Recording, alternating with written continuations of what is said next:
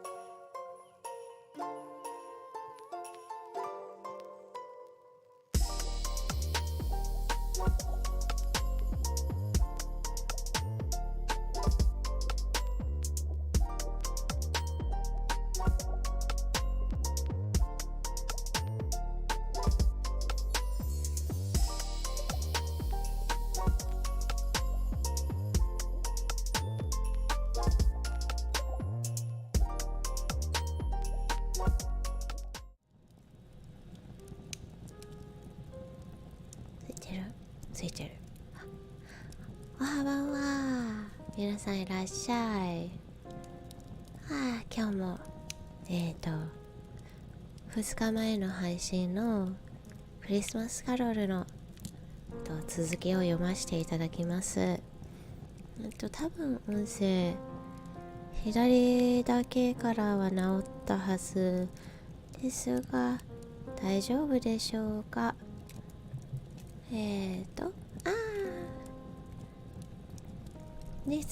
待機ありがとう。バネくん、特パンナ、タイパンナか、漢字読めん。ありがとう。しんぽさん、こんばんは、いらっしゃい。ごゆっくりしてってください。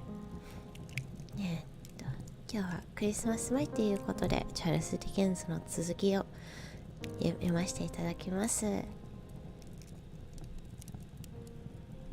は行きます。 Staff 2, the first of three spirits. When Scrooge awoke, it was so dark that looking out of bed, he could scarcely distinguish the transparent windows from the opaque walls of his chamber. He was endeavoring to pierce the darkness of with his ferret eyes when the chimes of neighboring church struck the 4 quarters. He listened for the hour. To his great astonishment, the heavy bells went on from 6 to 7, from 7 to 8, and regularly up to 12, then stopped. 12! It was past 2 when he went to bed. The clock was wrong. An icicle must have gotten into the works. 12! He touched the spring of his repeater to correct the most preposterous clock. Its rapid little pulse beat 12 and stopped. "Why, it isn't possible," said Scrooge, "that I can have slept through a whole day and far into another night. It isn't possible that anything has happened to the sun, and this is 12 at noon." しんくんいらっしゃい。今日もゆっくりしてってね。今度はちゃんと両側から聞こえるよ。よかった。ありがとう。教えてくれて。しんぽうさんがクリスマスキャロルが流れることはって歌があるけど、これだったのか。そうなんですよ。クリスマスキャロルは歌でもあり、物語のタイトルでもあって、英語でCaroling っていう言葉があるんですけど、それはクリスマスの時期になるとなんかいろんな人のお家の前で大勢で、一緒になんかクリスマスソングを歌ったり、私の印象、やったことないからの印象なんだけど、お隣さんと一緒にキャロル歌いに行って、そしてホットココア飲んでまったりする一日、夜になるっていう感じだと思います。Oh, and Anthony, good morning. Good morning, my friend. I hope you're having a nice holiday week. あ、てんくん、おはばんはです。いらっしゃいいらっしゃい。来てくれてありがとう。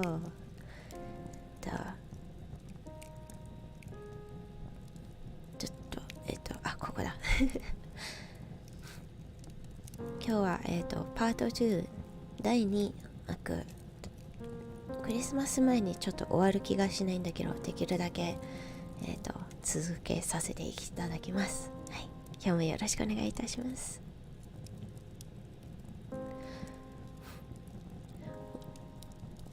The idea being an alarming one, he scrambled out of bed and groped his way to the window.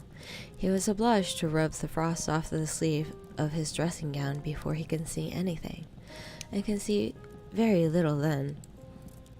All he could make out was that it was very still foggy and extremely cold, and there was no noise of people running in to and fro and making a great stir, as there unquestionably would have been if night had been beaten off bright day and taken possession of the world. This was a great relief, because 3 days after the sight of the first exchange pay to Mr. Ebenezer Scrooge, or his order, and so forth, would have become a mere United States security if there were no days to count by. あ、ねじくきさんいらっしゃい。ゆっくりしてってね。Scrooge went to bed again, and thought it over and over, and could make nothing of it. The more he thought, the more perplexed he was, and the more he endeavored not to think, the more he thought. Marley's ghost bothered him exceedingly.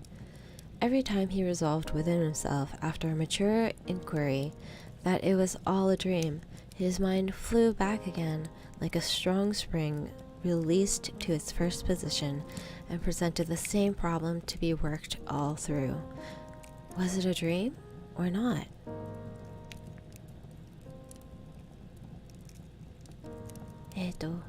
すいません。なんだっけ。音声、もし、どこかうるさければ教えていただけたら嬉しいです。ありがとうございます。Scrooge lay in this state until the chimes had gone 3 quarters more, when he remembered, on a sudden, that the ghost had warned him of a visitation when the bell tolled 1. He resolved to lie awake until the hour was past, and considering that he could no more go to sleep than go to heaven, this was perhaps the wisest resolution in his power. The quarter was so long that he was more than once convinced that he must have sunk into a doze unconsciously and missed the clock. At length it broke upon his listening ear. Ding dong. A quarter past, Scrooge counting. Ding dong. 1/2 past, said Scrooge. Ding dong. 1/4 to it, said Scrooge. Ding dong. The hour itself, said Scrooge triumphantly, and nothing else. 音声大丈夫。ありがとう。He spoke before the hour bell sounded, which it now did with deep, dull, hollow, melancholy one. Light flashed up in the room upon the instant, and the curtains of his bed were drawn. The curtains of his bed were drawn aside, I tell you, by a hand, not the curtain at his feet, nor the curtains at his back, but those to which his face was addressed. The curtains of his bed were drawn aside, and Scrooge, starting up into a half-recumbent attitude, he found himself face to face with an unearthly visitor who drew them as close to it as I am now to you, and I am standing in the spirit at your elbow. あ、ナナニャンいらっしゃい。ゆっくりしてってね。It was a strange figure, like a child, yet not so like a child as like an old man, viewed through some supernatural medium which gave him the atmosphere of having receded from the view and being diminished into a child's proportion. Its hair, which hung about its neck and down its back, was white as if with age, and yet the face had not a wrinkle in it. The tenderest bloom was on the skin. The arms were very long and muscular, the hands the same, as if its hold were of uncommon strength. Its legs and feet, most delicately formed, were, like those upper members, bare.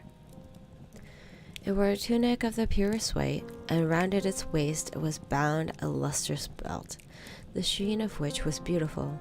It held a branch of fresh green holly in its hand, in singular contradiction of its wintry emblem, and had its dress trimmed with summer flowers. But the strangest thing about it was that from the crown of its head there was a spring of bright clear jet of light, by which all this was visible, and which was doubtless the occasion of its using, in its duller moments, a great extinguisher for a cap, which it now held under its own.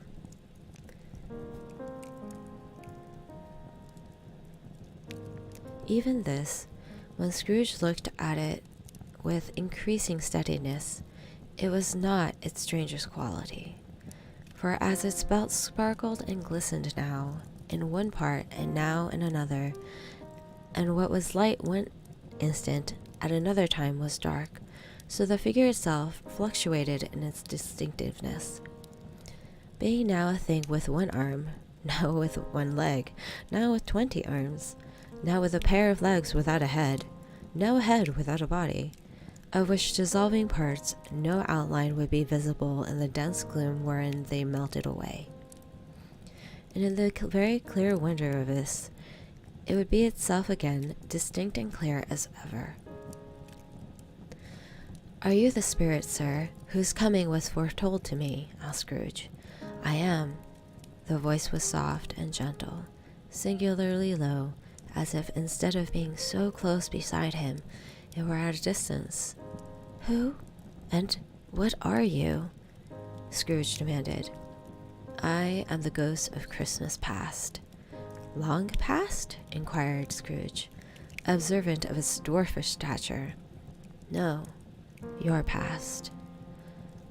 Perhaps Scrooge could not have told anybody why, if anybody could have asked him, but he had a special desire to see the spirit in his cap and begged him to be covered. "What?" exclaimed the ghost. Would you so soon put out the worldly hands, the light I give? Is it not enough that you are one of those whose passion made this cap, and forced me through the whole trains of years to wear it low upon my brow?"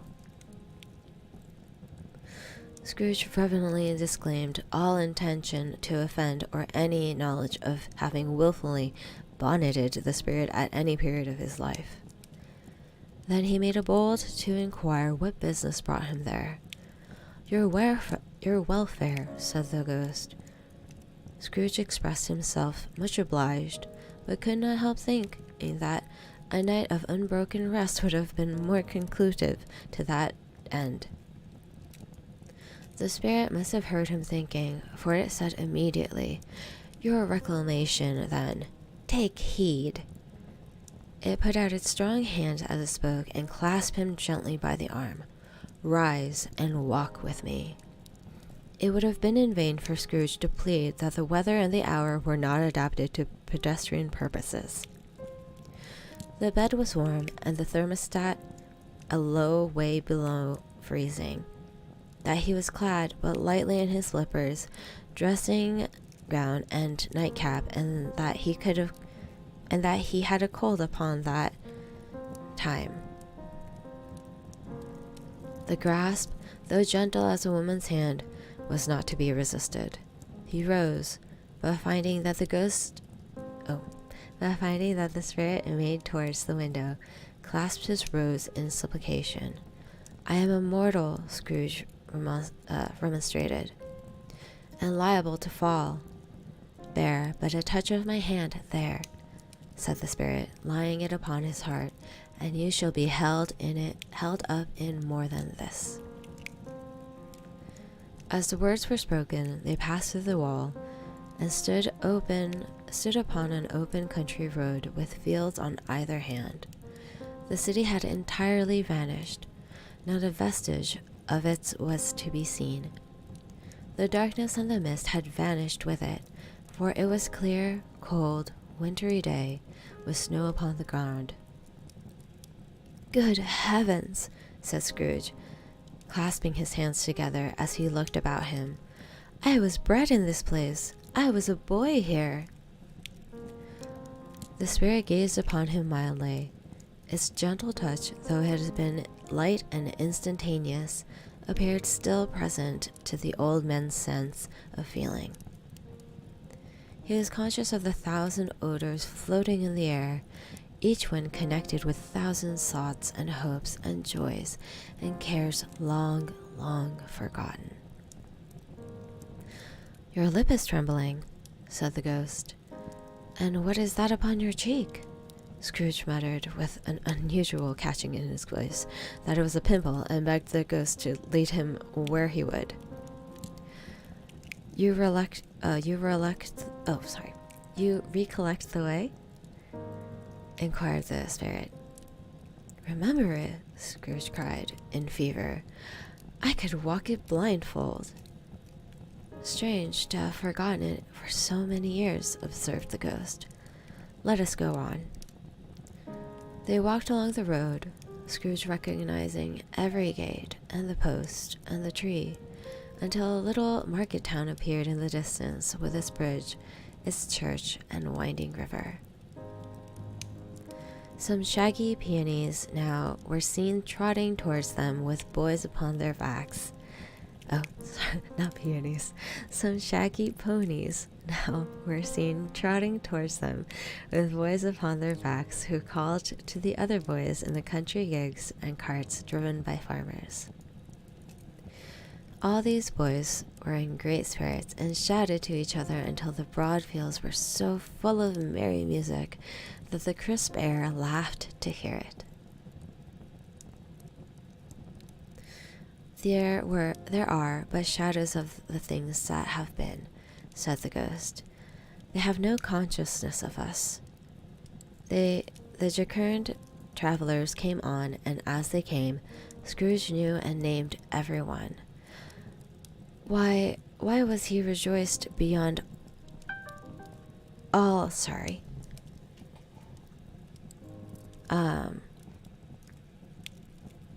すいません。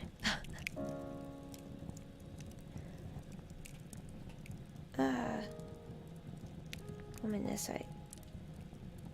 ちょい待ちよ。なんだよ。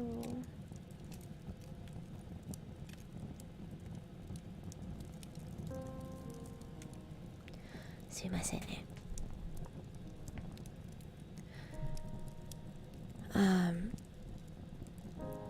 Sorry. Why was he rejoiced beyond all bounds? 大丈夫だ。ありがとう。ごめんね。Why did his cold eyes glisten and his heart leap up as they went past? Why was he filled with gladness when he heard them give each other Merry Christmas as they parted at crossroads and byways for their several homes? What was Merry Christmas to Scrooge? And upon Merry Christmas, what good had it ever done to him?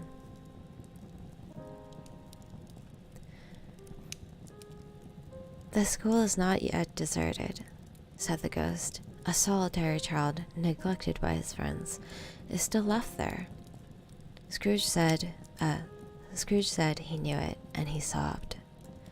They left the high road by a well-remembered lane and soon approached a mansion of dull red bricks with a little weathercock surmounted cupola on the roof and a bell hanging in it. It was a large house, but one of broken fortunes, for the spacious offices were of little use, their walls were damp and mossy, their windows broken, and their gates decayed. Fowls clucked and strutted in the stables, and the coach houses and the sheds were overrun with grass. Nor was it more retentive of its ancient state within, for entering the dreary hall and glancing through the open doors of many rooms, they found them poorly furnished, cold, and vast. There was an earthly savor in the air, a chilly bareness in the place, which associated itself somehow with too much getting up by candlelight and not too much to eat. They went and the ghost and Scrooge across the hall to a door at the back of the house. It opened before them and disclosed a long, bare, melancholy room, made barer still by lines of plain deal forms and desks. At one of these, a lonely boy was reading near a feeble fire, and Scrooge sat down upon a form and wept to see his poor forgotten self as he used to be. Not a latent echo in the house, not a squeak, a scruffle from a mice behind the paneling, not a drip from the half-thawed waterspout in the dull yard behind, not a sigh among the leafless rows of one despondent poplar, not an idle swinging of an empty storehouse door, no, not a clinking of the fire, but fell upon the heart of Scrooge with a softening influence, and gave a freer passage to his tears. The spirit touched him on the arm and pointed to his younger self, intent upon reading. Suddenly, a man in fain garment, wonderfully real and distinct to look at, stood outside the window with an axe stuck in his belt and leading by a bridle an ass laden with wood. "Why, it's Ali Baba!" Scrooge exclaimed in ecstasy. "It's dear old honest Ali Baba. Yes, I know. One Christmas time when yonder solitary child was left here all alone, he did come, for the first time, just like that. Poor boy.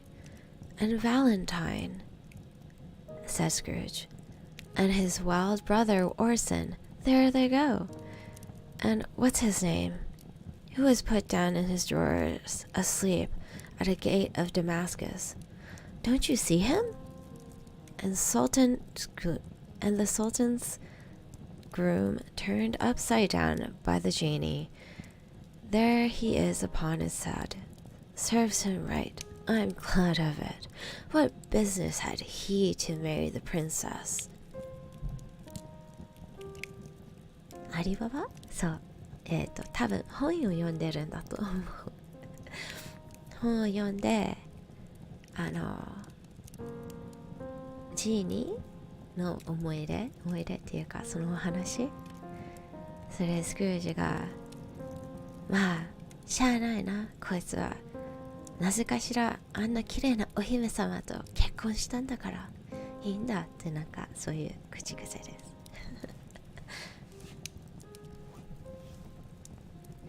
アラビアンナイト、多分って言っても、なんだろう、このお話は結構前からある話だから、アラビアンナイトがこの時代でもドイツに渡ってたと思うと面白いよね。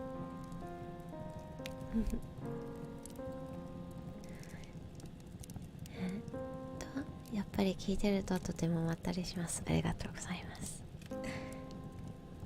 嬉しい。To hear Scrooge expending all the earnestness of his nature onto such subject in a most extraordinary voice between laughing and crying, and to see his heightened and excited face, would have been a surprise to his business friends in the city indeed. "There's the parrot," cried Scrooge, "green body and yellow tail, with a thing like a lettuce growing out of the top of his head. There he is. Poor Robin Crusoe, he called him, when he came home again after sailing around the island. Poor Robin Crusoe. Where have you been, Robin Crusoe?" The man thought he was dreaming, but he wasn't. It was a parrot, you know. There goes Friday, running for his life into the little creek. Hello, Hoop, hello! Then a rapidly of transition, very foreign to his usual character, he said, in pity for his former self. Poor boy, and cried again. I wish, Scrooge muttered, putting his hand in his pocket and looking about him after drying his eyes with his cuff. But it's too late now. What is the matter? Asked the spirit. Nothing, said Scrooge. Nothing. There was a boy singing a Christmas carol at my door last night. I should have liked to have given him something for it, that's all. The ghost smiled thoughtfully and waved its hands, saying, as it so, let us see another Christmas. Scrooge's former self grew larger at the words, and the room became a little darker and a little more dirty. The panels shrunk and the windows cracked. Fragments of plaster fell out of the ceiling, and the naked laths were shown instead. But how all this was brought about, Scrooge knew no more than you do. He only knew that it was quite correct, and everything had happened so, that there he was, alone again, when all the other boys had gone home for the jolly holidays. すいません、ちょっとお水もらいます。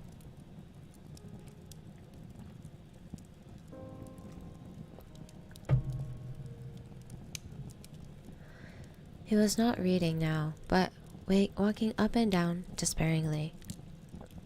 Scrooge looked at the ghost, and with a mournful shaking of his head, glanced anxiously towards the door. It opened, and a little girl, much younger than the boy, came darting in, putting her arms around his neck, often kissing him, addressed him as her dear, dear brother. I have come to bring you home, dear brother, said the child, clapping her tiny hands and bending down to laugh. To bring you home, home, home. Home, little fan? Returned the boy. Yes, said the child, brimming of glee. Home, for good and all. Home for ever and ever. Father is so much kinder than he used to be, and that home's like heaven. He spoke so gently to me one dear night when I was going to bed, and I was not afraid to ask him once more if you might come home, and he said yes, you should, and sent me in a coach to bring you. And you're to be a man, said the child, opening her eyes, and are never to come back here, but first we're to be together all Christmas long, and have the merriest time in all the world. You're quite a woman, little fan, exclaimed the boy. She clapped her hands and laughed and tried to touch his head, but being too little, laughed again and stood on tiptoe to embrace him. Then she began to drag him in her childish eagerness towards the door, and he, nothing too loath to go, accompanied her. A terrible voice in the hall cried, Bring down Master Scrooge's box. There! And in the hall appeared the schoolmaster himself, who glared on Master Scrooge with a ferocious condescension, and threw him into a dreadful state of mind by shaking hands with him. Then he conveyed him and his sister into the veriest old well of the shivering best parlor that had ever been seen, where the maps upon the wall and the celestial and terrestrial globes in the window were waxy with cold. Here he produced a decanter of curiously light wine and a block of curiously heavy cake, and administered installments of those dainties to the young people, at the same time sending out a mere servant to offer a glass of something to the postboy, who answered that he thanked the gentleman, but if it were to be the same tap as he had tasted before, he would rather not. Master Scrooge, trunk being in his time tied on the top of the chalice, the children bade the schoolmaster good-bye right willingly, and getting into it, drove gaily down the garden sweep, and the quick wheels dashing the hoar frost and the snow off the dark leaves of the evergreen like spray. Always a delicate creature, whom a breath might have withered, said the ghost. But she had a large heart. So she did, cried Scrooge. You're right. I will not gainsay it, spirit. God forbid. She died a woman, said the ghost, and had, as I think, children. One child, Scrooge returned. True, said the ghost. Your nephew. Scrooge seemed uneasy with his mind and answered briefly, Yes. Although they had but that moment left the school behind them, they were now in the busy thoroughfares of a city where shadowy passengers passed and repassed, where shadowy cars and coaches battled for the way, and all the strife and tumults of a real city were. It was made plain enough by the dressing of the shops that here too it was Christmas time again, but it was evening and the streets were lightened up. The ghost stopped at a certain warehouse door and asked Scrooge if he knew it. Know it, said Scrooge. I was apprenticed here. They went in, at the sight of an old gentleman in a Welsh wig sitting behind a high desk that if he had been 2 inches taller he might have knocked his head against the ceiling. Scrooge cried in great excitement, Why, it's old Fezziwig! Bless his heart, it's Fezziwig alive again! Old Fezziwig laid down his pen, looked up at the clock, which pointed to the hour of 7. He rubbed his hands, adjusted his capacious waistcoat, laughed all over himself, from his shoes to his organs of benevolence, and called out in a comfortable, oily, jolly, fat, jovial voice, Yo-ho there, Ebenezer, Dick! Scrooge's former self, now grown a young man, came briskly in, accompanied by his fellow apprentice. Dick Wilkins, to be sure, said Scrooge to the ghost. Bless me, yes, there he is. He was very much attached to me, was Dick. Poor Dick. Dear, dear. Yo-ho, my boys, said Fezziwig. No more work tonight. Christmas Eve, Dick. Christmas, Ebenezer. Let's have the shutters up, cried old Fezziwig with a sharp clap of his hands, before a man can say Jack Robinson. Yo-ho, yo-ho, a pirate's life for me. You wouldn't believe how those two fellows went at it. They charged into the streets with the shutters, 1, 2, 3, had it up in their places, 4, 5, 6, barred them and pinned them, 7, 8, 9, and came back before you could have just gotten to 12, panting like racehorses. あ、社長、いらっしゃい。綺麗なお声、ありがとう。嬉しい。いや、嬉しい。お嬢ちゃん。Highly ho, cried old Fezziwig, skipping down from the high desk with wonderful agility. Clear away, my lads, and let's have lots of room here. Highly ho, Dick, cheery up, Ebenezer. Clear the way. There was nothing they wouldn't have cleared away or couldn't have cleared away with old Fezziwig looking on it. It was done in a minute. Every movable was packed off as if it were diminished from public life for evermore. The floor was swept and watered, the lamps were trimmed. Fuel was heaped upon the fire, and the warehouse was as snug and warm and dry and bright as a ballroom as you would desire to see upon a winter's night. In came a fiddler with a music book and went up to the lofty desk and made an orchestra of it, and tuned like 50 stomach aches. In came Mrs. Fezziwig, with a vast substantial smile. In came 3 Miss Fezziwigs, beaming and lovable. In came the 6 young followers whose hearts they broke. In came all the young men and women employed in the business. In came the housemaid with her cousin, the baker. In came the cook with her brother's peculiar friend, the milkman. In came the boy from over the way who was suspected of not having board enough from his master, trying to hide himself behind the door from the next door but one, who was proved to have had her ears pulled from her mistress. In they all came, one after another, some shyly, some boldly, some gracefully, some awkwardly, some pushing, some pulling. In they all came, anyhow and everyhow.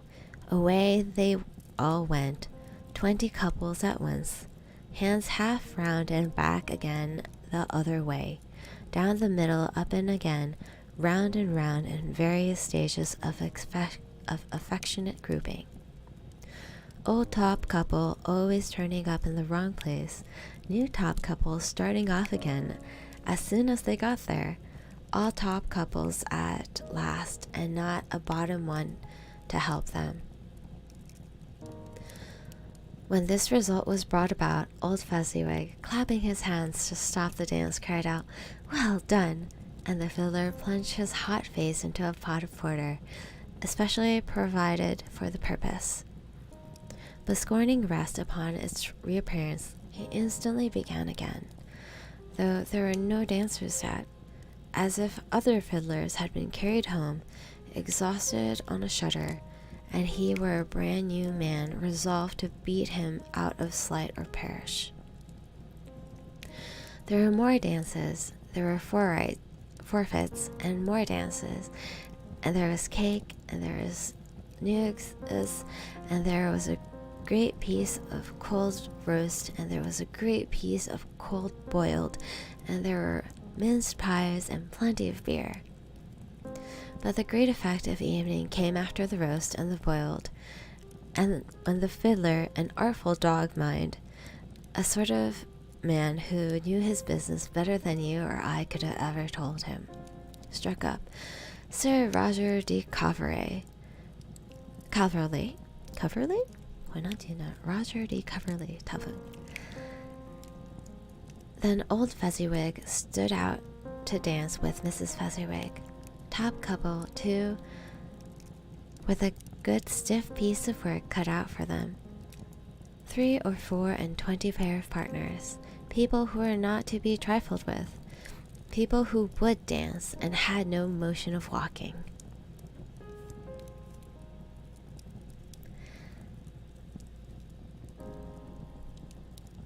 But if they had been twice as many, 4 times, old Fezziwig would have been a match for them, and so would Mrs. Fezziwig. As to her, she was worthy to be his partner in every sense of the term.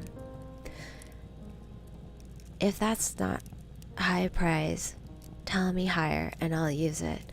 A positive light appeared to issue from Fezziwig's calves. A positive light appeared to issue from Fezziwig's calves. They shone in every part of dance like moons. You couldn't have predicted at any given time what would have become of them next. And when old Fezziwig and Mrs. Fezziwig had gone all through the dance, advance and retire, both hands to your partner, bow and curtsy, corkscrew, thread the needle, and back again to your place, Fezziwig cut so deftly that he appeared to wink with his legs and came upon his feet again without a stagger. When the clock struck 12, the domestic ball broke up. Mr. and Mrs. Fezziwig took their stations, one on either side of the door, and shaking hands with every person individually as if he or she went out, wished him or her a Merry Christmas. When everybody has retired but the 2 apprentices, they did the same to them, and thus the cheerful voices died away, and the lads were left to their beds, where they were under a counter in the back shop. During the whole of this time, Scrooge had acted like a man out of his wits. His heart and soul were in the scene, with his former self. He corroborated every time, remembered everything, enjoyed everything, and underwent the strangest agitation. It was not until now, when the bright faces of his former self and Dick were turned from them, that he remembered the ghost, and became conscious that it was looking full upon him, while the light upon its head burned very clear. "A small matter," said the ghost, "to make these silly folks so full of gratitude." "Small," echoed Scrooge. The spirit signed to him to listen to the two apprentices, who's pouring out their hearts in praise of Fezziwig, and when he had done so, "Why, is it not? He has spent but a few pounds of your mortal money, 3 or 4 perhaps.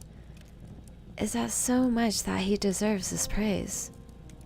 "It isn't that," said Scrooge, heated by the remark, and speaking unconsciously like his former, not his latter self. "It isn't that, spirit. He has the power to render us happy or unhappy, to make our service light or burdensome, a pleasure or a toil. Say that his power lies in words and looks, in things so slight and insignificant that it is impossible to add and count him up. What then? The happiness he gives is quite as great as if it costs a fortune." He felt the spirit's glance and stopped. "What's the matter?" asked the ghost. "Nothing particular," said Scrooge. "Something, I think," said the ghost insisted. "No," said Scrooge. "No, I shouldn't like to be able to say a word or two to my clerk just now. That's all." His former self turned down the lamps as he gave utterance to the wish, and Scrooge and the ghost again stood side by side in the open air. "My time grows short," observed the spirit. "Quick." This was not to address Scrooge or to anyone whom he could see, but it was produced to immediate effect, for again Scrooge saw himself. He was older now, a man in his prime of life. His face had not the harsh and rigid lines of latter years, but had begun to wear the signs of care and avarice. There was an eager, greedy, restless motion in his eyes, which showed the passion that had taken root, and where the shadows of the growing tree would fall. He was not alone, and sat by the side of a fair young girl in the mourning dress, in whose eyes were tears, which sparkled in the light that shone out the ghost of Christmas past. "It matters little," she said softly, "to you, very little. Another idol has displaced me, and if it can cheer and comfort you in time to come, I would have tried to do so. I have no just cause to grieve." "What idol has displaced you?" he rejoined. "A golden one." "This is the even-handed dealing of the world," he said. "There is nothing on which it is so hard as poverty. There is nothing it professed to condemn with such severity as the pursuit of wealth." "You fear the world too much," she answered gently. "All your other hopes have merged into the hope of being beyond the chance of its shorted reproach. I have seen your nobler aspirations fall off one by one, until the master passion, gain, engrossed you. Have I not?" "What then?" he retorted. "Even if I have grown so much wiser, what then? I am not changed towards you." She shook her head. "Am I?" "Our contract is one old one. It was made when we were both poor and content to be so, until, in good season, we could improve our worldly fortunes with our patient industry. You are changed. When it was made, you were another man. I was a boy," he said impatiently. "Your own feelings tell you that you are not what you are," she returned. "I am. That which promised happiness when we were one in heart is fraught with misery now that we are two. How often, how keenly I have thought of this, I will not say. It is enough that I have thought of it and can release you. Have I ever sought release? In words, no, never." "In what then?" "In changed nature." あ、ザキザキさん、おはばんはいらっしゃい。見に来てくれてありがとう。in changed nature, in an altered spirit, in another atmosphere of life, another hope as its great end, and everything that made you, my love, of any worth or value in your sight. If this had ever been between us, said the girl, looking mildly with steadiness upon him, tell me, would you seek me out and try to wound me now? No. He seemed to yield to the justice of this supposition, in spite of himself, but he said with a struggle, You think not? I would gladly think otherwise if I could, she answered. Heaven knows, when I have learned a truth like this, I know how strong and irresistible it must be. But if you were free today, tomorrow, yesterday, can even I believe you that you would choose a dowerless girl, you who, in every confidence with her, weigh everything by gain, or choosing her if a moment you were false enough to your own guiding principle to do so? Do I not know that your repentance and regret would surely follow? I do, and I release you with a full heart for the love of him you once were. He was about to speak, but with her head turned from him, she resumed. You may. The memory of what is past half makes me hope you have pain in this, a very, very brief time, and you will dismiss the recollection of it gladly, as it is an unprofitable dream from which it happened well that you awoke. May you be happy in the life that you have chosen. She left him and they parted. Spirit, said Scrooge, show me no more. Conduct me home. Why do you delight to torture me? One shadow more, exclaimed the ghost. No more, cried Scrooge. No more. I don't wish to see it. Show me no more. The relentless ghost pinioned him into both arms and forced him to observe what happened next. There were in another scene and place a room not very large or handsome, but full of comfort. Near to the winter fire sat a beautiful young girl, so like that last that Scrooge believed it was the same until he saw her, now a comely matron, sitting opposite of her daughter. The noise in this room was perfectly tremulous, for there were more children there than Scrooge in his agitated state of mind could count, and unlike the celebrated herd in the poem, there were not 40 children conducting themselves like one, but every child was conducting itself like 40. The consciousness were uproaring beyond belief, and no one seemed to care. On the contrary, the mother and daughter laughed heartily and enjoyed it very much, and the latter soon began to mingle in the sport got beguiled? Got pillaged by the young brigade most ruthlessly. What I would have not given to be one of them, though I never thought would have been so rude. No, no. I wouldn't for the wealth of all the world have crushed that braided hair and tore it down for the precious little shoe. I wouldn't have plucked it off, God bless my soul, to save my life. As to measuring her waist in sport as they did, bold young brood, I couldn't have done it. I should have expected my arms to have grown round for it a punishment, never come straight again, and yet I should have dearly liked, I own, to have touched her lips, to have questioned her, that she might have opened them to me, to have looked upon the lashes of her downcast eyes, and never raised a blush, to have let those loose waves of hair, an inch of which would have been a keepsake beyond price. In short, I should have liked, I do confess, to have had the lightest license of a child, and yet to have been a man enough to know its value.